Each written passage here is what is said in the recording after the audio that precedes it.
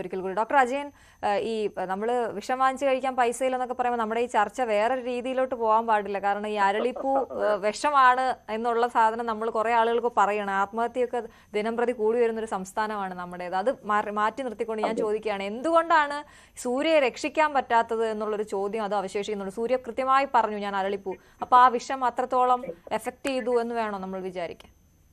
അതെ അതെ അതെ അതെ ഇങ്ങനെയുള്ള അതിലൊക്കെയാണ് നമ്മുടെ പരമ്പരാഗതമായ അറിവുകളുടെയും ആയുർവേദ ശാസ്ത്രത്തിന്റെയൊക്കെ പ്രസക്തി.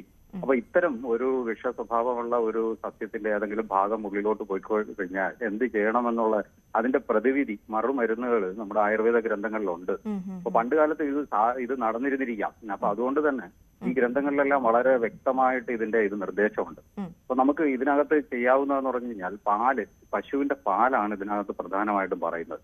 അപ്പൊ അങ്ങനെ ആരെങ്കിലും കഴിച്ചു എന്നുള്ള ഒരു ഇൻഫർമേഷൻ നമുക്ക് കിട്ടുകയാണെങ്കിൽ പെട്ടെന്ന് തന്നെ ചെറിയ അളവിന് നമ്മൾ ചൂട് പാല് ഉള്ളിലോട്ട് കൊടുക്കുക, കുറേശ്ശെ കുടിക്കുക.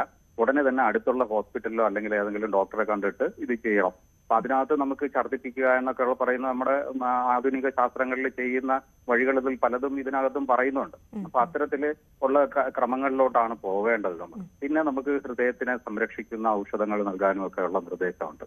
അപ്പൊ ഇതിന്റെ എല്ലാം കൂടെ നമ്മൾ ഏറ്റവും പ്രധാനമായിട്ട് മനസ്സിലാക്കേണ്ടത് നമ്മുടെ സമൂഹത്തിന് പ്രകൃതിയിലുള്ള വസ്തുക്കളെ പറ്റിയുള്ള അറിവുകൾ നമ്മുടെ കുട്ടികളിൽ കുറഞ്ഞുകൊണ്ടിരിക്കുകയാണ്. അപ്പൊ നമ്മുടെ ഇന്നുള്ള പഠന രീതിയിൽ നമ്മൾ പലപ്പോഴും ഇൻക്ലൂഡ് ചെയ്യപ്പെടുന്നത് വലിയ വലിയ ആധുനിക പഠനങ്ങളാണ്. അപ്പൊ ഇത്തരം പ്രകൃതിയുമായി ബന്ധപ്പെട്ട ചെറിയ പഠനങ്ങളെങ്കിലും സ്കൂൾ തലത്തിൽ കുട്ടികളെ ബോധവൽക്കരിച്ച് കൊണ്ടുവരേണ്ട ഒരു വലിയ ആവശ്യകത കൂടെ നമുക്കുണ്ട്. തീർച്ചയായും നമ്മുടെ സമയം ഇവിടെ പൂർണ്ണ